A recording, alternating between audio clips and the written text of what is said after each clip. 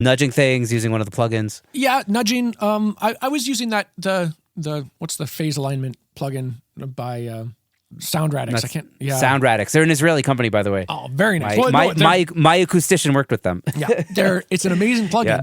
But one of the difficult things with phase is, it can be in phase at certain frequencies and out of phase at different frequencies. And so the auto align Sound Radix thing, it is good at finding a good phase relationship, but it might not necessarily be the right phase relationship, because unless they're like nearly identical kind of sine waves, then there's an obvious, like, okay, that's obviously out of phase and that's obviously in phase.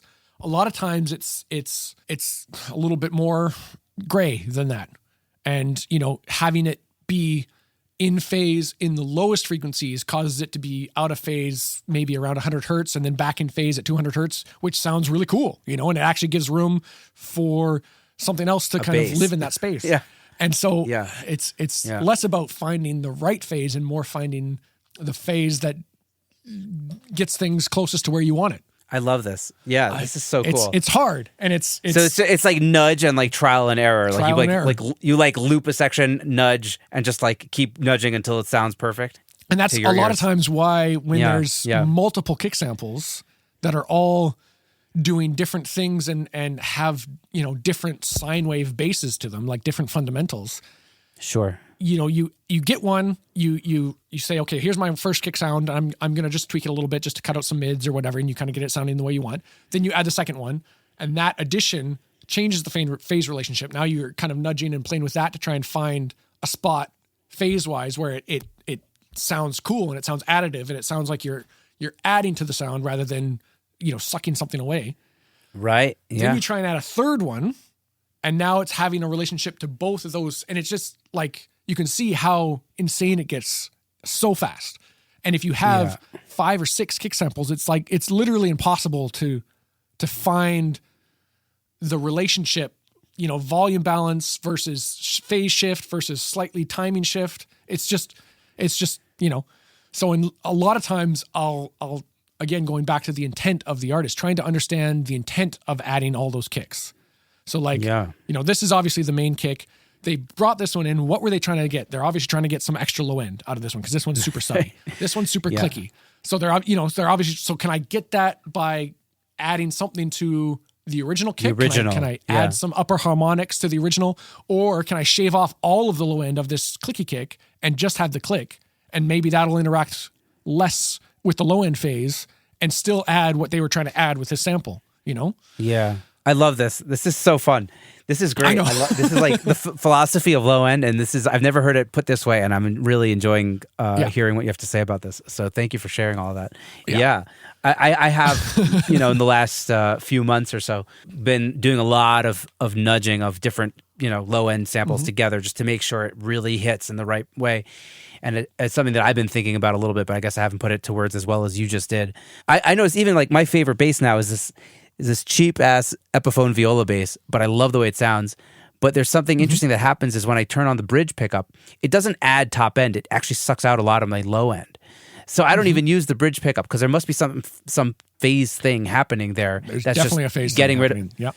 Yeah, that's getting rid of the low end, and I just use the neck pickup, and like I get the tone I want. So, but it's like that's weird, like on most basses, the treble pickup will just add treble. But anyways, I'm more of a neck pickup guy anyways. So well, no, works out for me. That's when I'm producing and you're working with bands that are using real bass.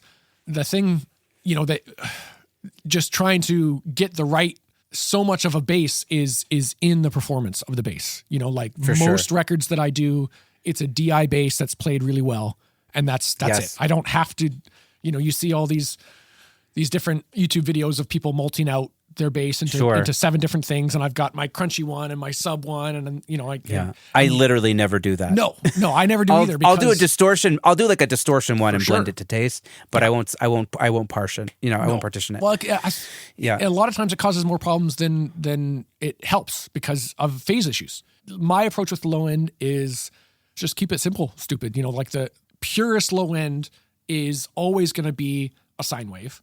And so having a pure, as close as you can to a pure sine wave is going to give you the truest low end. You know, and obviously nothing's a sine wave, and adding those upper harmonics is going to help it speak through smaller speakers and all that kind of stuff. But when you're trying to add 4 or 5 different sine waves that are all different, it's not going to be as powerful and as specific as one, you know, playing with a pick versus playing with your fingers, playing, you know, with your fingers resting closer to the neck rather than picking down at the pickup. Like it affects everything, and getting a good, well-played, playing with your thumb, you know, exactly, yeah, all completely different tones. That's the key to palm muting and playing with your thumb. Definitely. Yes. Yeah. And you know, people. Sorry, I'm a bass player, so I always nerd out about low end stuff. No, man, well, it's important. You know, it's like it's people tone hunt for bass, but I would say 80%, 85% of the tone of the bass is coming from the fingers and the way it's played. You know, and the types of strings on there, and you know, whether it's more of a clank thing or it's a really smooth thing. You know, whether you're plucking back or you're plucking up, like it just is. It's so. Every little minutia is heard right through the instrument, you know, where it's not so much with guitars, especially distorted guitars. You know, like you can, if you have a guitar going into a couple pedals going into a distorted amp, like you can change out the whole guitar and you can barely even hear a difference. It sounds like the same part. You know, I've punched in on parts that's using in the box guitar, you know, like Guitar Rigger or one of the neural plugins that I use a lot for guitar stuff. I've punched in with a completely different guitar and you can't even hear it, you know, like, cause it's so processed, it doesn't even matter. But bass isn't like that. You know, there's no way I could punch in on a take of your viola bass with, you know, my jazz bass and have it not sound like, oh, that's a completely different part. That's a completely different sound right there. Yeah, it's so true. It's interesting you say that, because like also like I find electric guitars to be like one of the easiest instruments to EQ. Like they just take EQ. You can do whatever the fuck you want with an EQ on a guitar, on an electric guitar, not an acoustic guitar, on an electric guitar. No. But on a bass, you can't. You know, you got to choose your frequencies wisely. You know what I mean? With electric, it's just like, let's just go to town on this shit. Like doesn't even matter. Yeah, I agree. It's so weird.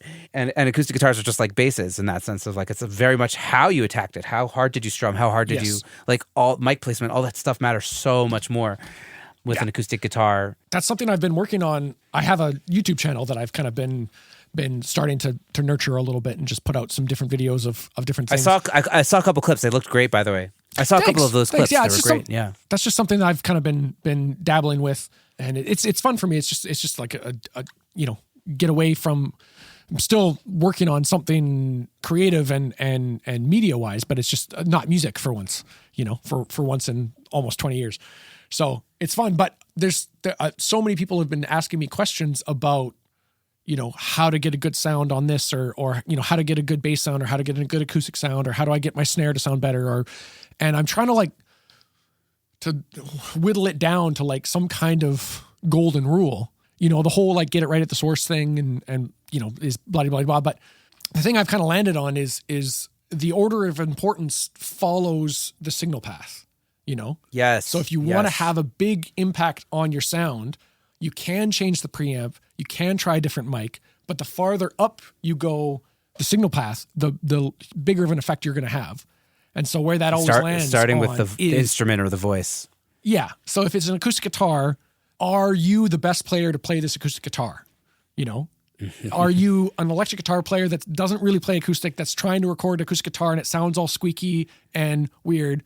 Would it be worth hiring a session musician that plays acoustic guitar every single day that can just really quick you bang out these chords? You know, if you're the one that's playing it, then we move down the signal chain and okay, well, like, what strings are you playing? Are you playing bronze strings or phosphor bronze strings or elixir, you know, covered strings? Are you playing with a pick? What kind of pick? Is it a thin pick, a thick pick? You know, because all that's going to affect the sound way more than trying a different microphone or trying a different preamp or something. And people, I don't know if it's just like the internet culture, you know, it's a lot easier on Gearspace to say, you know, the preamps in a Scarlett suck. You need external preamps, or you're using a Rode mic. You should try and use a Neumann mic instead. It's a lot easier to say that than to have that whole conversation of like, what's the quality of your instrument actually, right? Like, when was the last time you got it set up? You know, have you changed your strings? You know, how are you holding your instrument?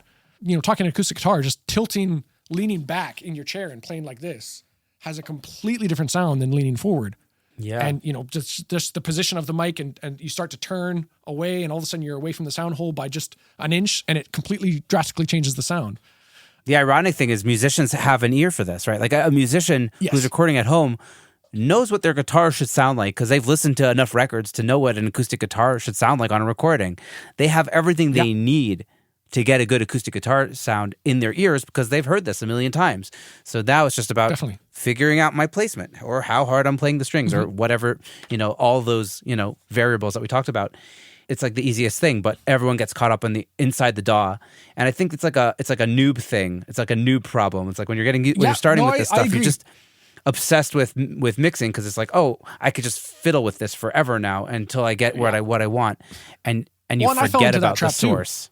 Of course, me too. Yeah, of course. Where you capture something in to the best of whatever, and then once it's in, now you're just working with it. Okay, how can I make this sound better? Right. Like I just, people ask me all the time, like, I've got $1,500, like what should I upgrade in my vocal chain? Like what mic should I get? Or should I get a new preamp? And the first thing I say is $1,500 can buy you months of vocal lessons. At $50 a pop, go to a vocal teacher, get a couple months of vocal lessons, and I guarantee you your vocal sound will be so different than if you step away from your Rode mic and get a cheap Neumann mic. That change is not going to be as impactful as you understanding your own voice and understanding the difference between chest voice and head voice, and understanding your own blend, and understanding that you can, you don't need to buy a brighter mic to brighten up your vocals. All you have to do is change the shape of your face, and all of a sudden everything's bright and articulate. Or you can lay it back and you can kind of open up your palette. And people they don't have that understanding, and it sucks because it's like, it is the most important thing. It is the thing that impacts everything the most. Yeah. I love it, man. I love your approach of like just methodology, like workflow and instrument source, whether it's the source of the bass, sine wave of the bass, or the source of the vocal or the guitar or whatever. I think it's a really healthy outlook on production and getting good tones. Yeah, I want to ask you a couple more questions about mixing. So those 25s, the ATC 25s, you're no sub though. You don't need a sub on those, or do you? I do have a sub. It's not on most of the time though. But no, I don't need a sub. But I have gotten used to the feeling of a sub, so I do still have it on a lot of the time. Sometimes I'll start a mix with it on, and then once I've got my low end dialed, then I'll turn it off. And sometimes I just kind of go back and forth. I'm still kind of dialing that because I hear that. Yeah, the sub that I have isn't like it's probably more in my own brain than anything. But it's like it was a Yamaha sub that I had that went with my Yamaha NS10s, and so if I want to continue with a sub, I'll probably get something that's more in line with the ATCs, whether it's two subs, and so each monitor will have its own sub, and it'll just be an extension of the speaker itself rather than a 2.1 setup. But I'm still kind of dialing that. I'm not sure how I'm going to approach that quite yet. And just in terms of like your stereo bus, because you mentioned you had like a whole 500 series thing happening. What are you mixing into these days? What's your stereo bus? Your stereo bus look like? It depends on the genre. So, rock stuff will be different, but normally it's like a bus compressor of some kind. Usually the Slate SSL one, the gray is good. I'm using that these days mostly, yeah. Yeah, I like it. A lot of times I was using the glue before that a lot. I like that one. Anything that's got a high pass filter for the sidechain, I kind of need that. I don't, because of how much low end I'm putting into the mixes, I don't want a bus compressor to be. Yeah. Like I want it to be operating on the snares and the vocals just a smidge. And if I have it, right down to 20 hertz, then it's just the bass and the kicks that are setting off the bus compressor, and it goes a little too crazy. So as long as it has a high pass, I'm happy. But yeah, the Slate one I've been using a lot. I don't do a lot of bus EQ.